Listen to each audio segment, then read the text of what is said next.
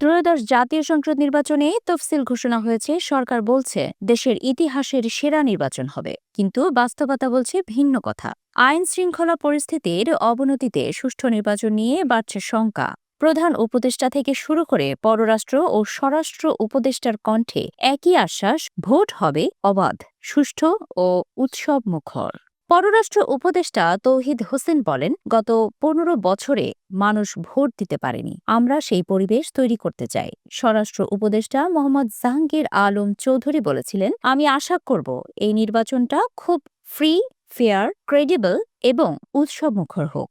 তবে তাদের এমন আশার বাণীর সঙ্গে এখনও বিস্তর ফারাক বাস্তবতার। একের পর এক নিশানা হচ্ছেন রাজনৈতিক নেতারা, কিন্তু তফসিল ঘোষণার পর বাস্তবতা বদলায়নি। তফসিল ঘোষণার পরদিনই গুলিবিদ্ধ হন ঢাকা-৮ আসনের স্বতন্ত্র প্রার্থী হিসেবে নির্বাচন করতে যাওয়া শরীফ ওসমান হাদী। লড়াই করে হেরেও যান মৃত্যুর কাছে।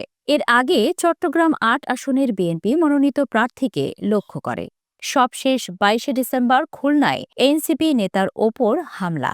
একটার পর একটা ঘটনা রাজনৈতিক মাঠে উদ্বেগ বাড়াচ্ছে। নিরাপত্তা বিশ্লেষক কর্নেল অবসরপ্রাপ্ত জগলুল আহসান বলেন, একজন নাগরিক যদি নিরাপত্তাহীনতায় ভোগে, তা রাষ্ট্রের ব্যর্থতা ছাড়া আর কিছুই নয়।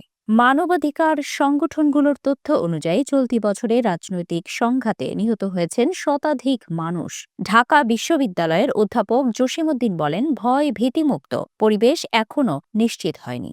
হাদীর ওপর হামলা বা প্রার্থীদের সরে যাওয়াই তার প্রমাণ। ড আব্দুল হালিম মনে করেন, সময় এখনও আছে, কিন্তু ইসি ও সরকারকে তাৎক্ষণিক ও কার্যকর সিদ্ধান্ত নিতে হবে। বিশেষজ্ঞদের মতে শুধু কঠোর হলেই হবে না, নির্বাচন কমিশন, সরকার ও আইনশৃঙ্খলা বাহিনীকে একসঙ্গে কাজ করতে হবে। পাশাপাশি রাজনৈতিক দলগুলোকেও সহযোগিতার মানসিকতা দেখাতে হবে।